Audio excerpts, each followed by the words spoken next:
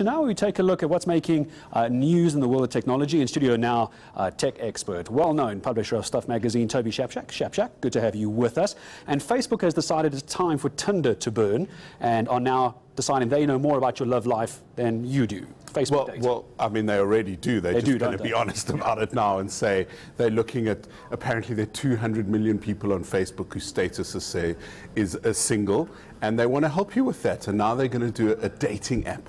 I mean, it's one of the many announcements that's come out of Facebook's F8 conference in the States this week, and of course Tinder, whose parent company is called Match, saw its shares slide 14% in the first day alone. I mean, they've got to be pretty kind of concerned about that. I don't think it's going to be a good hookup between Facebook's dating swipe app left and Tinder. Swipe left. Heard a funny story of someone was looking through Tinder, a married couple, married friends, and they were looking through it, and instead of swiping left, they were swiping right.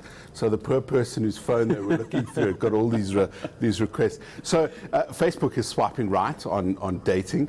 It's also said that it's trying its hardest to fix itself. Mark Zuckerberg said at the beginning of the year, this was his mission for the year. He says it's going to take 3 years, and they're already a year into it.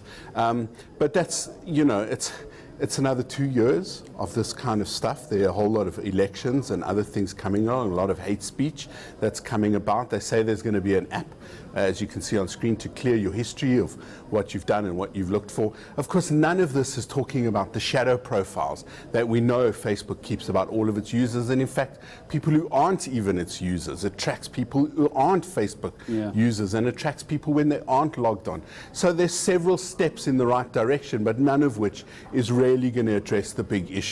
And one of the big issues, of course, is you can paint Facebook with a whole new logo if you want to, but it's Cambridge Analytica, which people are going to keep wondering. That, we're told, is no longer happening. Do we believe it? No. So very interestingly, the Register, this brilliant news website in the UK, has noticed that Cambridge Analytica is closing down, but there's another company called Emma Data that is funny enough staffed with a whole bunch of people from Cambridge Analytica. And the Register, it's known for its sarcastic humor, calls Cambridge Analytica Cambridge Anal, and they have said that they've noticed all of these new people. So it looks like they're closing down the toxic brand, and they're starting a new brand. But you have to remember that even though this is what Cambridge Analytica did, they were given that permission by Facebook.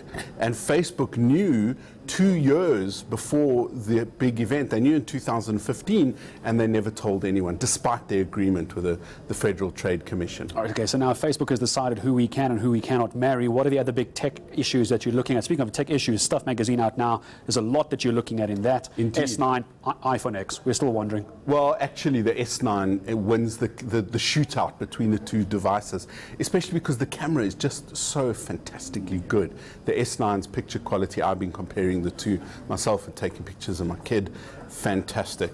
But the biggest news also this week is that the other WhatsApp co-founder, Jan Koum, is going to leave WhatsApp. The first guy, Brian Acton, left last September, and he was one of the first guys at the beginning of March to start tweeting